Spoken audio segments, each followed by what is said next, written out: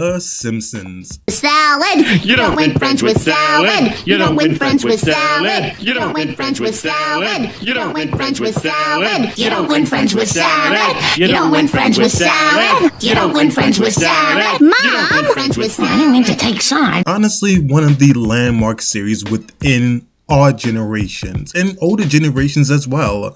If anything, the generational difference between shows like Family Guy and Simpsons is kind of interesting when you think about it.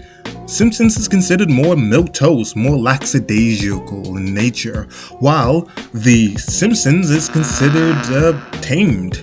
Peter Griffin is insane, psychotic to some degree, and even had one of the most controversial jokes ever appear in it, where almost all the characters from The Simpsons show kill themselves off because Homer finds his wife cheating on him and all the characters commit suicide. On here. Ah! Get off my wife! Oh my god, oh my god! You shot my homie! I'm calling the police! Humor is subjective, totally understand, but this is just not funny to me. Salutations, Ageis Axel. Man, it feels good to say that, and welcome back again.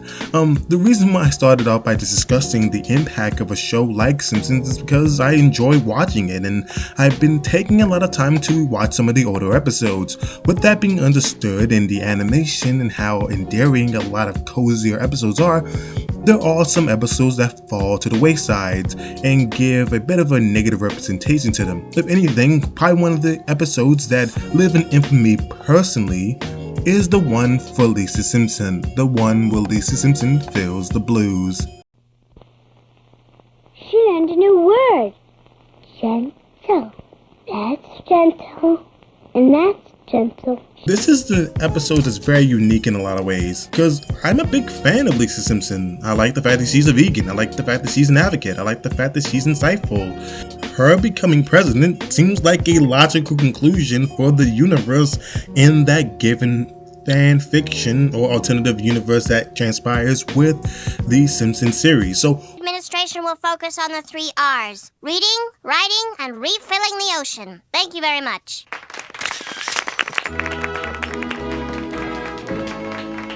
As you know, we've inherited quite a budget crunch from President Trump. what exactly about this episode is so bad for me? And why do I not like Moaning Lisa? Well, the episode starts off, incidentally enough, quite tame.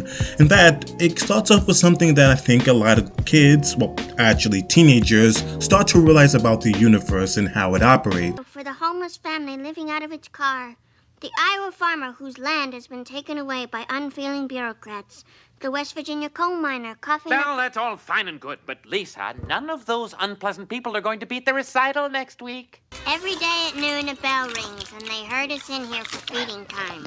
And we sit around like cattle chewing our cuds, dreading the inevitable... Food fight! Come on, Lise! What are you waiting for? Chuck that spaghetti! I choose not to participate. Why you weren't getting out of the way of those balls. I'm too sad. Too sad to play dodgeball? That's ridiculous. Now let's see some enthusiasm. Play ball! They start to have this sort of cognizant awareness, this awareness of ineptitude, the knowledge of their own inability, which Lisa is burdened with, knowing how intelligent she is. She starts to be inflicted with this very early on. The knowledge and awareness of the universe and all its failings, but with no ability to do anything in the immediate time frame. All this is a burden and weighs upon her psyche as she constantly goes through the day, inundated with the ongoings of life. But while there is external and permanence to the amount of suffrage that goes on a regular basis, until her father asks her how she's doing, and she lays to bear all of her problems, the ills of the world, and how she perceives them. And tell them all about it. I'm just wondering, what's the point? Would it make any difference at all if I never existed? How can we sleep at night when there's so much suffering in the world? Well, come on, Lisa, ride the Homer horsey. Giddy up, whee! Listen, honey, why don't we go upstairs and I'll draw you a nice hot bath. That helps me when I feel sad. Sorry, Dad. I know you mean well. Thanks.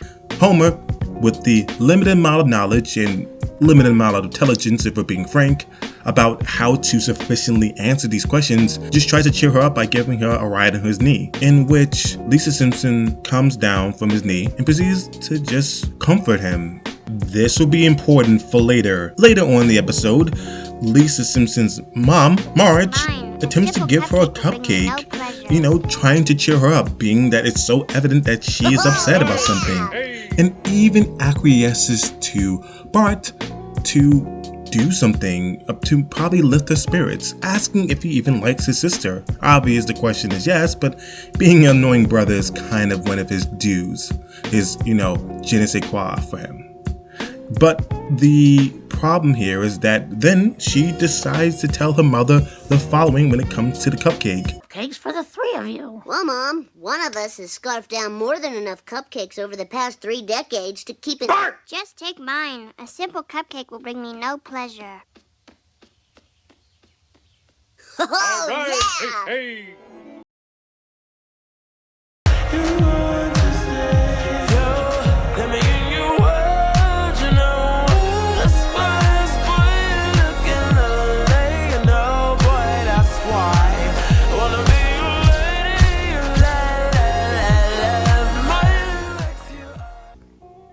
This will be important for later. Then, in the episode, Bart Simpson starts doing prank calls and starts trying to joke around with her, which she calls his joking manner very trivial and very adolescent and childish in nature. Nothing seems to make Lisa Simpson any better until she encounters somebody, a jazz player, who is just stringing together something so snazzy. Yeah. Oh, fuck, these guys are playing. Oh, no, God. Man, that's a female. I'm joking. All jokes aside, she starts to play with them. Paired together, they put together such a cavalcade of musical instrumentation that I just enjoy. I got no money, and nothing is free. Oh, I've been so lonely since the day I was born. All I got is this rusty old horn. I got a bratty brother. He bugs me every day. And this morning my own mother, she gave my last cupcake away. My dad acts like he belongs in the zoo. I'm the saddest kid in grade number 2. I'm appreciative of jazz a lot. If you've ever watched any of my older videos, you'll notice that there's a deep infusion of jazz imitation. Sometimes hip-hop jazz instrumentation, but jazz nevertheless. And in this song, she expresses all the woes that are currently bothering her at that very minute. It is here that I find myself intentionally not liking Lisa. It wasn't the fact that she thinks her dad's an idiot, it was the fact that her dad was doing his best with his limited amount of knowledge, and her ensuring her dad that he meant well.